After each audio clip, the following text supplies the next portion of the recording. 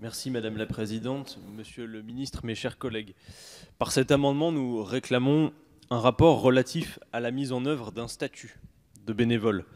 Ce rapport s'efforcera d'opérer une dissociation claire entre les conventions qui lient les bénévoles et les critères d'un contrat de travail et analysera la pertinence de la mise en œuvre de nouveaux droits pour les bénévoles. Je veux citer un exemple ici. Le 20 décembre 2017, la Chambre sociale de la Cour de cassation requalifiait une convention de bénévolat en contrat de travail au motif que la personne concernée devait accomplir des tâches définies unilatéralement par l'association, se contenter de 2 jours de repos par semaine, d'un samedi et d'un dimanche par mois, de 6 jours fériés et de 5 semaines de congés par an, éviter de s'absenter pendant les horaires de présence sans y avoir été préalablement et expressément autorisé. Le statut des bénévoles pose régulièrement question, tant d'un point de vue de sa dissociation avec l'emploi salarié qu'en termes de droits dont peuvent disposer les bénévoles. Ainsi, une réflexion de grande ampleur doit pouvoir s'engager autour de la mise en œuvre d'un réel statut protecteur des personnes qui s'engagent pour le bien commun et permettant aux associations de recourir de façon facilitée et moins risquée au bénévolat. Ce rapport serait un bon début pour avancer sur ces questions. Je vous en remercie. Monsieur le député, Madame le rapporteur, l'avis de la commission, s'il vous plaît. Chers collègues, la commission a rejeté cet amendement.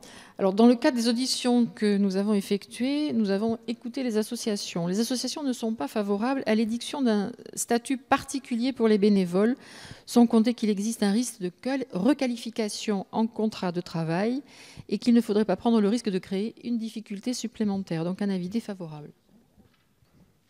Merci, Madame le rapporteur. Monsieur le ministre, l'avis du gouvernement, s'il vous plaît.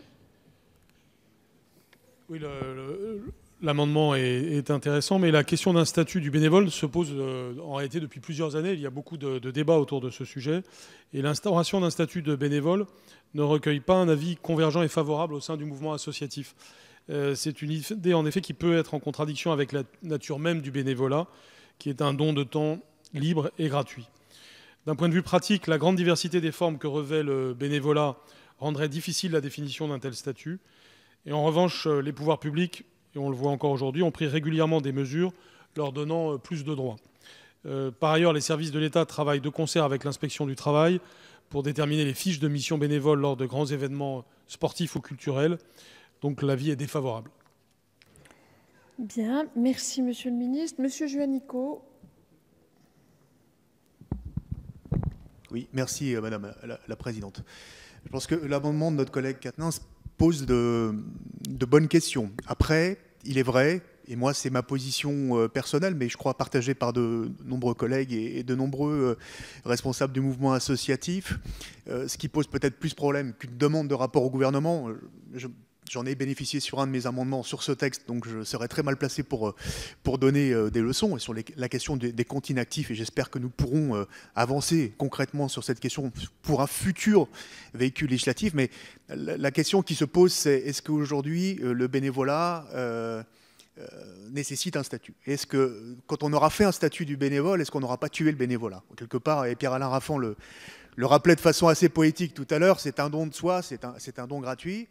Nous essayons de mettre en place des mécanismes de valorisation et de reconnaissance de l'engagement et du bénévolat pour que ça ne coûte pas aux bénévoles qui s'engagent, parce que c'est quand même ça serait le pire. Et ça serait paradoxal.